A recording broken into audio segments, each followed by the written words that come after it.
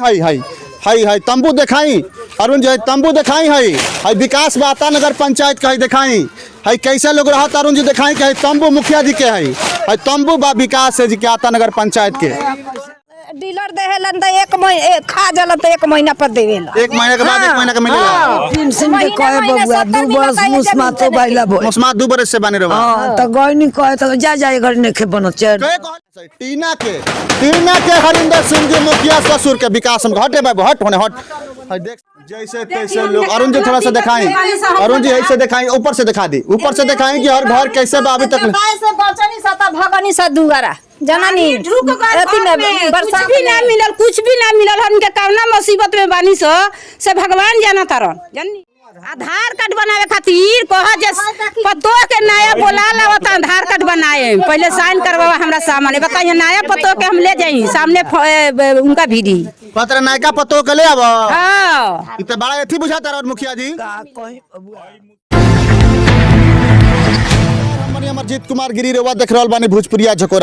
झकोरा के टीम आज फिर से पहुंचल बा सारण जिला बिहार में पड़ेला। सारण जिला के ईसुआपुर प्रखंड के आता नगर पंचायत के वार्ड नंबर 1 में हमने के बानी सन और नोनिया टोला गांव है। नोनिया टोला गांव में हमने के बानी सन रवा सब के बता दी कि बाढ़ आपदा से सबसे ज्यादा क्षतिग्रस्त नोनिया टोला गाँव रहा एजी के बिनटोली गाँव रहा, जहाँ नोनिया टोला और बिनटोली गाँव के चारों तरफ पानी बा और नाव से महिला पुरुष बच्चा सियान जवान बूढ़ के सब कोई के नाव से शौचालय जाए के पड़ता जो उनकी काफी दुखद स्थिति बावे। अब तक ना ही राशन कार्ड बनल बा और ना ही प्रधानमंत्री आवास योजना पहुंचल बा वार्ड नंबर 1 सहित वार्ड नंबर 2। हमनी तो नरक में बानी सब कोनो साधन नहीं के आवास के पैसा भी ना मिलल कुछ ना बाढ़ के 6-6 हजार रुपया भी ना मिलल ना। मुखिया जी आवे बाढ़ में मुखिया जी आके हम घूम के चल गनी ना रोकनी ना मुखिया जी हमनी ओरी ना रही हैं होनई बिनटोलिए में आ रहनी एने ना रहनी इने ना नहीं ना का कल जाओ कोनो उपाय नहीं के त केहू आदमी जियते न बा। अब रौरा के हम धर रही रौरा लाते मार दी तो हम केहू तो जियबे करे। फिर शौचालय लेटरिंग वाले में पता चला ना नाव से जाता नहीं नाव से रास्ता पर घर दुआर ढोल बा पानी पत्थर सगरो बा आ घर दुआर ढोल बा पानी पत्थर खाइला बिना मरत नहीं सब हमनी का कोटा में 2 किलो 3 किलो 2 महीना पर 3 महीना पर मिलता है नु केहू देखे सुने ना आइल ना केहू देखे सुने नहीं कि आज मरत रुकी जियत रुकी ना घर दुआर हमार भीतर से बाहर तक ले जाके रौरा लोगन देख ली लोगन बड़ा गजन बा हमनी के रौरा मुस्मात बने हां हमार बेटा जवान है मुस्माती पेंशन ना मिलेला झूठ ना बोले रौरा मुस्मात बने रौरा मुस्माती पेंशन मिलेला घर के पैसा ना मिलल ह ना अभी नहीं के मिलल तो का मुखिया से ना कहनी कि घर के पैसा कम मिली हमरा कोई बेरा कह चुकल बानी सो ना देवे लालू हिंग कहे लालू जे मिली ना देवे लालू हां घर दुआर तरफ हम देखते बानी चारों तरफ से खंडहर पड़ल बावे। बाढ़ आपदा से सबसे ज्यादा क्षति सकतानी कि हई का स्थिति बावे आता नगर पंचायत के वार्ड नंबर 1 में हमने के माने से देखी कि हई जैसे भी बा हई देख सकतानी कि हई टीना के दरवाजा लगा के लोग जैसे तैसे रहे पर मजबूर बा देखी विकास हई विकास हमने के दिखाओ तनी सन आता नगर पंचायत के कितना विकास भेल बा देख सकतनी के टीना लगा के दरवाजा पर लोग रहे पर मजबूर भाई खंडहर घर के दिखाई अरुण जी आराम से आई है खंडहर घर के दिखाई कि परिवार कैसे रहता विकास दिखाओ तनी सन आता नगर पंचायत के कि प्रधानमंत्री आवास योजना आखिर केकरा खातिर आइल बा मुखिया जी बताई और यदि के वीडियो सीओ से पूछे के चाहता नहीं सन कि आखिर हई घर खंडहर पड़ल बा एकर जिम्मेवार के बा यदि का स्थानीय जनप्रतिनिधि सत्ता के नशा में चूर बाड़े देख सकतानी कि का स्थिति बा। आता नगर पंचायत के घर है दिखाई हई घर दिखाई कि खंडहर पड़ल बा चारों तरफ से लेकिन अभी तक ले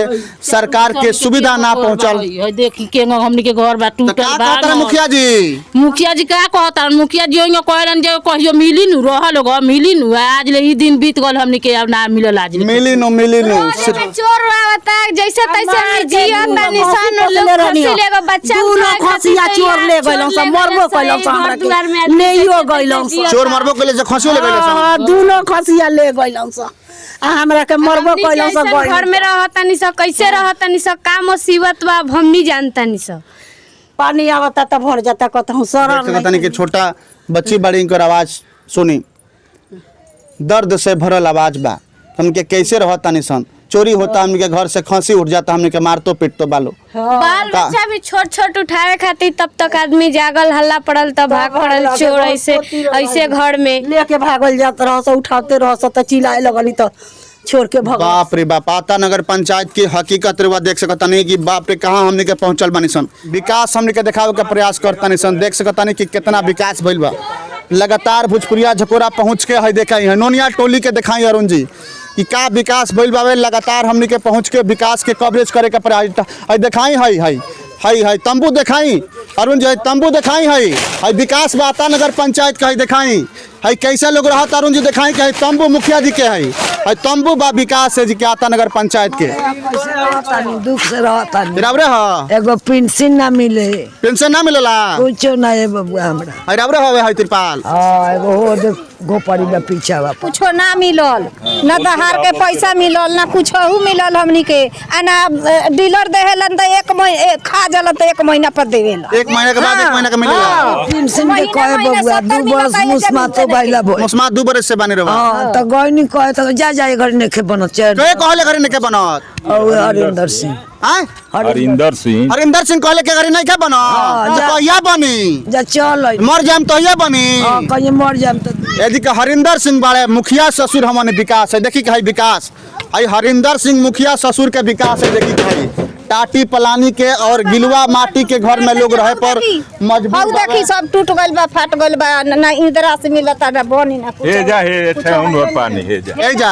कहे रोड पर देख सकता नहीं कि का स्थिति बा। लगातार हमने के विकास दिखावे के प्रयास करता निसन और विकास बा आता नगर पंचायत के देखी हकीकत हमने के दिखावता निसन। माता डूब गए रहली त हे रोड पर लेके हमनी के तनी रही सही माता जी डूब गए रहली ना नी ए घर द्वार में सारा ही डूब डाब गए रहे,